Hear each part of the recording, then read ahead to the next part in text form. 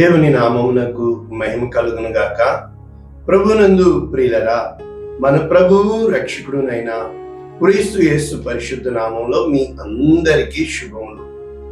26వ తేదీ జూలై మాసము 2025 సంవత్సరం. ఈ నెల కూడా వెళ్ళిపోతుంది కదా. ఈరోజు దేవుడు నీతో చెప్తున్న అద్భుతమైన మాట, ఆయన నీకు సహాయము చేయుటకై ఆకాశవాహనుడై వచ్చును. ఆయన నీకు సహాయము చేయుటకై ఆకాశవాహనుడై వచ్చును. ద్వితీయోపదేశ ఖండము 33వ అధ్యాయము 26వ వచనం పూర్తి వచనం. యెషూరూను అంటే ఇజ్రాయేలే, ద హయ్యర్ వన్ అని, గొప్పవాడ అని, లేకపోతే మహోన్నతుడు. దేవుని పోలిన వాడెవడు లేడు. నీ దేవుడు గొప్పవాడు. ఆయన నీకు సహాయం చేయటకు ఆకాశవాహనుడై వచ్చును. మహోన్నతుడై మేఘవాహనుడు. మేఘముల మీద ఆయన వచ్చింది కదా. మేఘవాహనుడా స్తోత్రం. కనుక ఇంగ్లీష్లో ఏముంది మీకు అర్థం అవ్వడానికి చదువుతుంది. New international version. There is no one like God of Jeshurun. యెషూరూను దేవుడు లేకపోతే ఇజ్రాయెల్ దేవుని వంటి దేవుడు ఎవ్వరూ లేరు. ఎందుకంట who rides across the heavens to help you and on the clouds in his majesty. అంటే తన ప్రభావముతో మేఘములను ఆకాశమును చీల్చుకుని గగనమును చీల్చుకుని ఆయన నీ సహాయం కోసము వచ్చే దేవుడుగా ఉన్నాడు. ఇది వాగ్దానం. అయితే ఈ వాగ్దానము మొత్తం పరిశుద్ధ గ్రంథం అంతా కూడా మనం చూస్తున్నాం. ఒక్క మాటలో చెప్పాలంటే నిర్గమాకాండము 13వ అధ్యాయము 21వ వచనం. ఇశ్రాయేలుని ఎలా నడిపించాడు? పగలు మేఘస్తంభము, రాత్రి అగ్నిస్తంభం. అంటే the presence of God is in the pillar of cloud, pillar of fire. అంటే మేఘము స్తంభముగా చేసి వారికి ఎండ తగలనివ్వకుండా, రాత్రి అగ్ని స్తంభముగా కాపుదలి ఇచ్చి ఎటువంటి విష సర్పాలు రాకుండా, ఆ చీకటి వారిని తాకకుండా నీ దేవుడు నీ కోసం చుట్టూ ఆవరించి ఉన్నాడే. ఆయన నీకు సహాయం ఆపద కాలమందు నీకు సహాయం చేయటకు each and every area of your life. నీ జీవితంలో ప్రతి స్థితిలో ప్రతి సమయమందు ఆయన నీ యొక్క సహాయం కొరకు ఆయన సిద్ధం. పరిశుద్ధాత్మ దేవుడు అంటే సహాయకుడే. అంటే దేవుడు అంటే సహాయం చేసేవాడనే, దేవుడు అంటే మేలు చేసేవాడనే, దేవుడు అంటే ఆశీర్వదించేవాడనే. మరి ఎందుకు నీవు మనుష్యుల సహాయం వ్యర్థము, ఐగుప్తు సహాయం వ్యర్థం? కనుక ఈ రోజున మనకి ఏ కష్టం వచ్చినా సహాయం కోసం నువ్వు ప్రజల వైపు చూస్తున్నావు. అది అడుక్కోవడం అంటారు. అయితే దేవుని వైపు చూడడం వేడుకోవడము అంటారు. అంటే ఈ సహాయము దొరకని స్థితిలో రెండు ఉంటాయి. ఒకటి ఫైట్, లేకపోతే 2 ఫ్లైట్. అంటే ఒకటి ఎదిరించి నిలబడాలా, లేదా పారిపోవాలా. చూసా. ఇక రెండవది రెస్ట్ అండ్ డైజెస్ట్. ప్రశాంతంగా ఉండాలా, తిన్నది అరిగేటట్లు హ్యాపీగా ఉండాలా. అప్పుడు నీలో స్ట్రెస్ రాదు. నేను నేర్చుకున్నాను కదా, యాంగ్జైటీ రాదు, బీపీ షుగర్లు రావు. అంటే నీ సహాయమునకు నీ దేవుడు సిద్ధంగా ఉన్నాడు. నీవు పిలవడం మాత్రమే ఆలస్యము, ఆయన నీ కార్యము చక్కబెడతాడు. అంటే ఇక్కడ మొత్తము ఎన్నో వాహనాలు రాయబడి ఉన్నాయి కదా. అయితే ఒక్కసారి కీర్తన 68 ఎన్నిసార్లు మేఘవాహనుడుగా ఆకాశములు చీల్చుకుని గగనము చీల్చుకుని అని రాస్తాడంటే కీర్తనకారుడు 33వ వచనం అంటాడు, అనాదిగానున్న ఆకాశ వాహనం ఎక్కువ అని కీర్తించుడి. ఆయన మహాకాశములు పట్టజాలని గొప్ప దేవుడు. ఆయన స్వరము బలమైన స్వరము కనుక అంతరిక్షమున ఆయన జాడ. కాబట్టి పరిశుద్ధుడు పరిశుద్ధుడు పరిశుద్ధుడు పరిశుద్ధుడు. ఇంకా కీర్తన 104లో ఎంత చక్కగా భక్తుడు రాస్తున్నాడంటే 3వ వచనం, జలములలో ఆయన తన గదుల దూలములను వేసి ఉన్నాడు. ఆ యొక్క సముద్రపు అగాధములు సైతము, సముద్రపు జలముల మీద నడిచిన నీ దేవుడు గొప్ప శక్తిమంతుడు. మేఘములను తనకు వాహనంగా చేసుకుని గాలి రెక్కనము మీద గమనము చేయుచు. అంటే ఈ రోజునని దేవుడు గాలిని సైతము తన కంట్రోల్లో పెట్టుకున్నాడు. మహాకాశములు, ఆకాశము అందున్నవి, భూమి అందున్నవి, పాతాళము అందున్నవి అన్నీ కూడా ఏది ఆయన దృష్టికి మరుగై ఉండలేదు.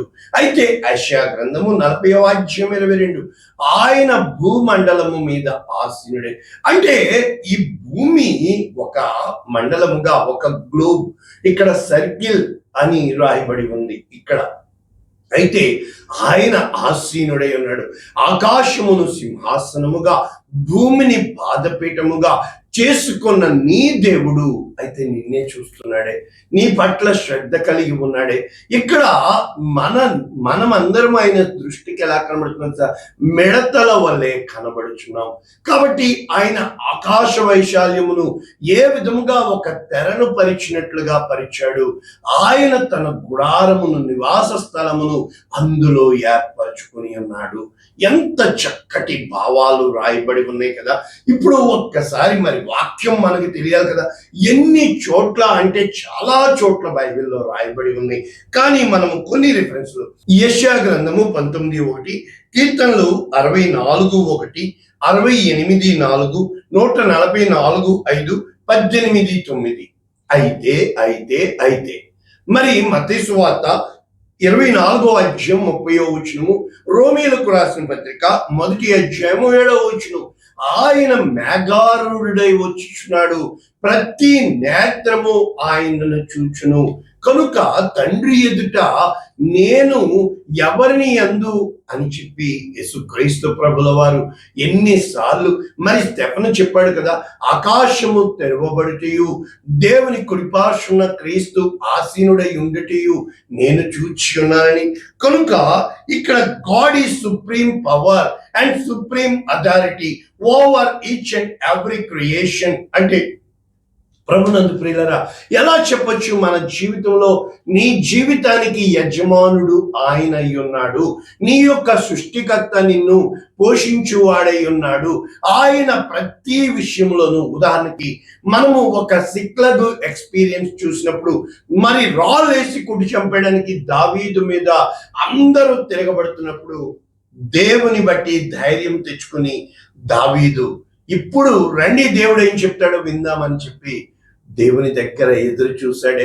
అంటే తన అపాయ స్థితిలో తన దగ్గర ఉన్న వాళ్ళే తన మీద తిరగబడినప్పుడు దేవుని వైపు చూశాడే. ఇక రెండవది, మరి దానియేలుని సింహాపుల గుహలో వేస్తున్నప్పుడు అటువంటి భయంకరమైన ఇంకా క్షణంలో చనిపోతాడు. మరి దేవుని గొప్ప కాపుదల అతనికి ఇవ్వబడింది. ఇక షడ్రక్ మేషక్ అబేద్నెగో ఇంకా చనిపోయారు, వాళ్ళు అయిపోయింది, వాళ్ళని విసిరేశారు అగ్నిగుండంలోకి. కానీ దేవుడు అక్కడ సిద్ధముగా తన దూతని, అంటే అటు సింహముల బలము నుండి, ఇటు మనుష్యుల శత్రువుల ఆ కోపము నుండి, ఇటు అగ్ని యొక్క బలము నుండి తప్పించిన దేవుడు ఈరోజు నీతో చెప్తున్నాడు, నీవు సముద్రములో పడి నడిచి వెళ్ళినను ఆయన నీకు సహాయము చేయుటకు ఎలియాజర్ సహాయకుడిగా, ఆయన నీకు ఇమ్మానుయేలు దేవుడుగా, అంటే నీకు తోడుగా ఉంటున్నాడు నీకు సహాయం చేయడానికి. నువ్వు పాపం చేస్తే ఆయన పాపం మీద ఆయన మీద పడుతుంది, నీవు తొందరపడితే ఆయన మీద నీ తొందరపడుతుంది, నీవు ప్రశాంతం ఉంటే ఆయన నిన్ను ప్రశాంతం. అంటే ప్రతిదీ కూడా నీ హృదయాన్ని లక్ష్య పెట్టే దేవుడు, నీలో ఉన్న అంతరంగాన్ని చూస్తున్న దేవుడు, నీ యొక్క యుద్ధ రంగాన్ని ఆయన విజయవంతంగా నీ కోసం యుద్ధం చేయడానికి సైతము మహాకాశములో పట్టజాలని గొప్ప దేవుడు. మరి హెవెన్స్ హోస్ట్ ఆఫ్ హెవెన్స్, ఆకాశ మండలము మీద ఆసీనుడై ఉన్న దేవుడు పగలుకు అంటే బోధ చేస్తుంది, రాత్రికి జ్ఞానము నేర్పిస్తుంది అని చెప్పి సూర్యచంద్ర నక్షత్రములారా మీరు ఆయనను స్తుతించండి, కొనియాడండి అని దేవుని వాక్యం చెప్తుంది. ఈ మధ్య నేర్చుకున్న నక్షత్రములు యుద్ధము చేశానని, మరి ఏ విధంగా దేవుడు వడగండ్లు కురిపించాడు, దేవుడు ఏ విధంగా చీకటి చేశాడు, ఏ విధంగా సూర్యచంద్ర నక్షత్రములను ఆపివేసి ఉన్నాడు. మరి నీ కోసం ఇన్ని చేయడానికి ఆకాశము, నన్ను అడగండి, ఈజ్ దేర్ ఎనీథింగ్ ఇంపాసిబుల్ అంటూ మీ, నాకు అసాధ్యమైనది ఏదైనా కలదా అని దేవుడు నిన్ను అడుగుతుంటుండగా నీ దగ్గర నుంచి దేవుడు కోరుతుంది ఒకటే, నమ్మలేకపోతున్నావు కదా. కానీ ఆయనకు ఆ నమ్మకమే కావాలి కదా. అంటే నీ సహాయమునకు వాళ్ళు రాలేదు, ఈరోజు నేనున్నాను, నా సహాయం నాకు ఎవ్వరు రాలేదు. 9 నెలల పాటు కూర్చొని ఏడ్చుకుంటూ, ఒక మాట చెప్పిన, 21 రోజులు గుడ్లు ఆ తల్లి కింద ఉంటేనే కదా పిల్లలు అవుతాయి. కానీ మీకు తెలుసా, ఈ కువైట్లో ఒకళ్ళు తెచ్చి ఎక్స్ట్రే బయట పెట్టేశారు. న్యూస్లో వచ్చింది, చూసుకోండి. ఆ గుడ్లలోంచి పిల్లలు వచ్చేసింది. కారణం ఏంటి? అంత ఎండ ఈ గదిలో రూమ్ టెంపరేచర్లో కూడా ఉంది కనుక పిల్లలు పొదిగి బయటకు వస్తుంది. తల్లి కూర్చోలా, ఏమీ అవలా. అంటే ఈ రోజున కోడి పిల్లల సైతము కోడి తన రెక్కల క్రింద పెట్టుకుంటుంది. మరి ఈ పిల్లల్ని ఎవరు పెట్టుకున్నారు? దేవుడేగా. అంటే అందులోంచి జీవాన్ని బయటికి తీసిన దేవుడు. ఎన్నాళ్ళు ఆమ్లెట్ వేసి చూపించారు, కానీ ఇప్పుడు గుడ్డులోంచి పిల్ల సైతం వచ్చేసింది. ఇంకా మండు టెండలు రాబోతున్నాయి, భయంకరమైన రోగాలు రాబోతున్నాయి, యుద్ధాలు కలగబోతున్నాయి, ఒకరిని ఒకరు చంపుకునే దినములు, కరువులు రాబోతున్నాయి. ఇవన్నీ దేవుడు మాకు చెప్పి ఉన్నాడు. ఇవి మేము ప్రజలకి చెప్పుకోలేదు. ఎందుకు అంటే, ఏ రోజునైతే దేవుడు నీకు చెప్పుతుంది ప్రార్థన చేయమని, దేవుడు నీకు చెప్పుతుంది హియర్ ఐ యామ్, నేను నీ కోసం సిద్ధంగా ఉన్నాను, నీవు ఆయనని పిలిచిన వెంటనే నాకు మొర్ర పెట్టుము, నేను నీకు ఉత్తరం ఇచ్చేదను అంటున్నాడే. ఆయన ఎంత దూరంలో ఉన్నాడంటే నీ ప్రార్థన అంత దూరంలో. అంటే నీవు రిస్టోరేషన్, అంటే దేవునికి తిరిగి దగ్గర చేసేదే ప్రార్థన, దేవునితో మాట్లాడుకునేదే ప్రార్థన. దేవునితో ఏ రోజునైతే నువ్వు మాట్లాడుకుంటావో మనుషులతో పోట్లాడేది తగ్గిపోతుంది, దేవునితో మాట్లాడేది ఎక్కువ అవుతుంది, దేవుని ప్రశాంత నీలోకి వస్తుంది. మనిషి కూడా నీ ప్రశాంతత చూస్తాడు, ఓరి బాబోయ్ ఇడికేదో అయిపోయింది అనుకుంటాడు. అంటే నీలో జీవ జల నదులు ఉబికి పారాలని, నీలో సంతోషము పరవలు తొక్కాలని, నీ ఆనందంతో కేరింతలు కొట్టాలని దేవుడు ఇష్టపడుతున్నాడే. కానీ ఆలోచించండి, ఎంత గొప్ప సహాయము చేటకు ఒకరోజు ఏమైందంటే గొప్ప సైన్యము దిగిందండి. ఎవరు చెప్తున్నారు తెలుసా? గిద్యోను. మా యొక్క పితరులతో చెప్పిన ఆ అద్భుతాలు చేసిన దేవుడు ఎక్కడా? 1,20,000 మంది శత్రువులు వచ్చారు. దేవుడు చెప్తున్నాడు, 300 మందిని పట్టుకుని పద, నీకు సహాయం ఇచ్చేవాడని నేనే. యెషయా 41:10, నీకు సహాయం ఇచ్చేవాడని నేనే.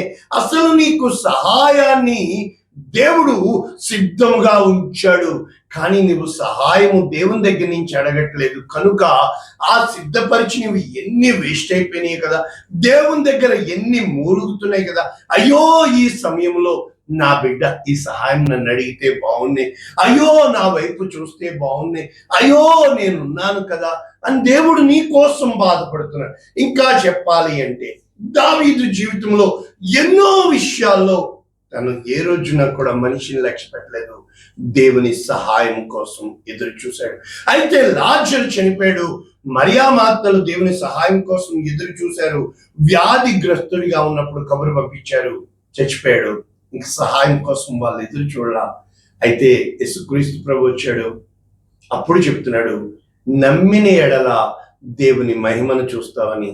ఇప్పుడు వచ్చేం లాభం అనింది మార్త. అయితే దేవుడు ఏ క్షణం వచ్చినా కూడా ఆయన నీకు చేయగలడు.